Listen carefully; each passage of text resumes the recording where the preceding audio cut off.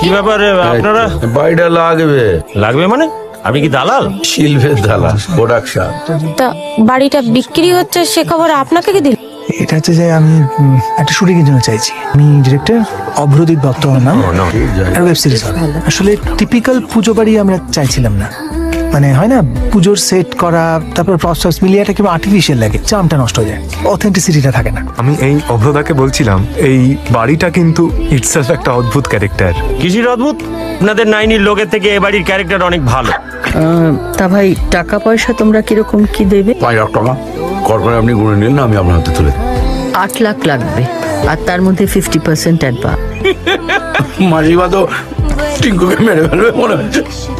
কিন্তু টিঙ্কু আমার তো এই বাড়িটাই লাগবে, আলো টালো থেকে বাজেট টাজেট কমাও আমি যাই না। তুমি হচ্ছে আর্ট হাউসের ডিরেক্টর না বাবা, তোমার যে বাড়িটা লাগবে সেই বাড়িটাই লাগবে, তুমি অন্য ডিরেক্টরদের মতো না।